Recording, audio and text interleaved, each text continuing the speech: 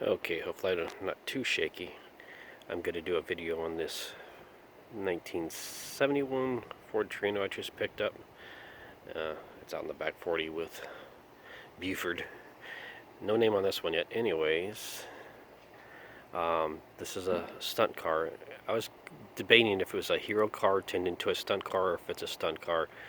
It's a stunt car. I'll show you some reasons why. I don't think it ever had any interior or anything in it. Let's first address the elephant in the room. Remember the show Pimp My Ride?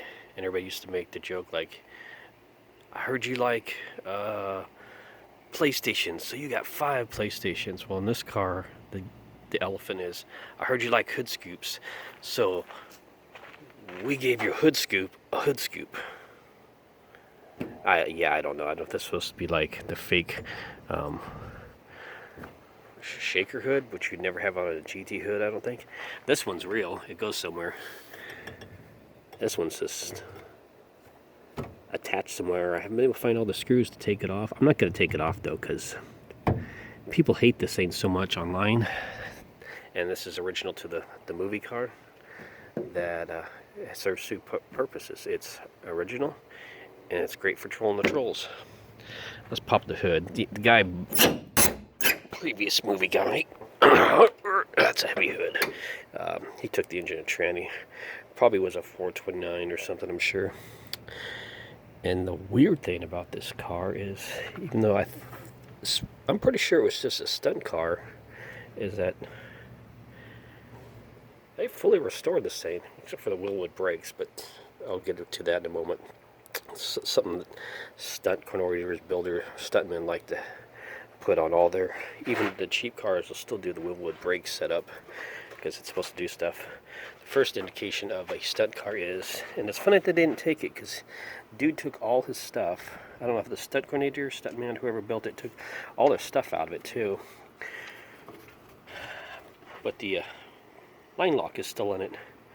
It's disconnected. It's funny they got this little, they made this whole thing so they quickly, not so super quickly, but they could disconnect and reconnect it at times. Broken glass everywhere. But you understand? Oh, they were starting to take this stuff off. Hilarious. They must have just got out of time. Anyways, still got brakes. It's got so much new stuff. I mean, all the suspension, bushings, tie rods are all new on it, which is nice for me. Do we go to the bad part of the car right away?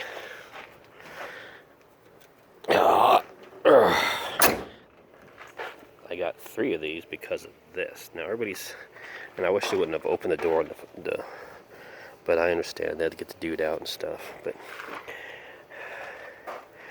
I'm debating fixing this door. I can actually fix this door. Everybody's like, hey, the whole car's too far gone. Dude, this is simple. I fixed way much worse than this, and I'll show you. 2 doors are so much easier because they don't have any real inner structure. I know this from derby cars. I hated derby and 2 doors. They were horrible. You derby a 2 door, sometimes the whole back end will shift, and if you're lucky, the roof goes up. But if the roof doesn't go up, it comes down and hits you in the head. So you can still get a new quarter panel. Everybody's like, oh, the roof's damaged. Well, no, it's not. This is not the roof. This is just a quarter panel. And the other reason you kind of know is a stunt car is like, man, they just laid the Bondo on in some places and used a grinder practically to rough it up. So I think this paint is single stage. I know somebody that can match it. You want to see one of the tricks of the trade we use? Because, okay, I'm not a famous stuntman. What's the turd? I was always been or has wanted, never was. Yeah, I've only done B movies, but right here, this is gaffer tape. And you ever hear the story about hitting your marks? Well, it's in, of course it's in like when you come out and walk to an area, you know, you want to stand there for the camera and the action, but it's also used in stunt work. We do that all the time, a little bit, well, what I have done. The director or the coordinator will put that on the car and tell you to You know, that's where he wants one side or the other side of the car, or that's what he would like to see, and then we do our best to hit that spot. I always hit the spot. I'm good and cocky. Anyways, for all you ex-Derby fans, I can't open this door. Check out this is all they did for the stuntman to make sure he didn't get hurt. It's a freaking Derby bar. And you see it's got no interior in it. And if you look closely over there, maybe if my camera could fit in, or I'll go to the other side. They just painted the interior because this is originally a green car. And so they just painted the green interior black to make it a GT, I think. Anyways, yeah, I'll show you some other stuff. The dash is taken out so they can take their gauges and other equipment out of it.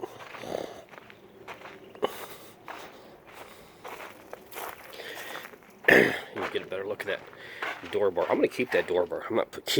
I would like to keep it in the car, but it interferes with stuff. So, anywho, I didn't check yet since I'd have to get it out to see if the. No, it doesn't look like it.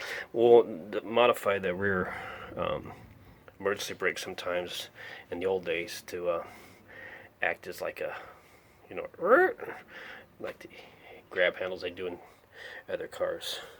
You can tell it had a B&M shifter by the way it's bolted in. It looked like the way it's stretched too. It looked like the stuntman might have hit it in this accident. Yeah, they took the dash out because he had gauges in it, which I've seen a lot of people do that already, and took out all his line lock switches and that were probably on the shifter itself.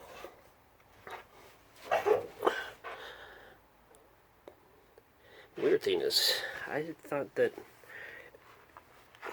the Trinos not have threaded bosses for the seats.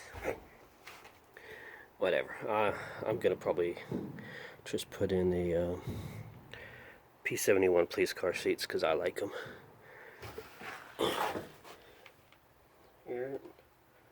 Sorry, there you go. There's a shot of the green interior painted black. They're the reason I think this is like, see all the stuff that's missing like that. I'll show you something even weirder that I noticed. Is I think you can see it better back here. No, you can't. Anyways, it's inside there, but it's tied off. Every light thing is oh, I know a place to show it better. And didn't have a gas tank in it at all. They just quickly, there's more over there, just quickly stuck a fuel cell in it. Oh, here you go. None of the pigtails to the wiring are hooked up, so they didn't care about lights. But they bought brand new. They bought the nicest lights they can find, which is weird, except for one area. They're like, oh, no one will ever see that. And that's up here. They masked the bulbs off, but they're like, nobody can see the turn signals. What do we care? Same over here. And then the wires on the backside are just tied up in a loop so they wouldn't go anywhere. It's got hood pins on, like some of the GTs had. The grill's broke, but I guess there's a problem with all these things break real easy. So I got a parts car coming.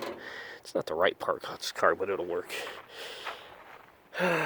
Maybe that's about it. But yeah, new brakes. When you hear them talk about, oh, I put in heavy-duty fancy shocks and blah, blah, blah, and this tire is dry rot. This car was bald from doing burnouts. This car was for the 2021, what they call it, pilot of the HBO MAX series Duster. And you got some of this damage, but you can split all this stuff apart and fix it and hammer it out. It's no big deal.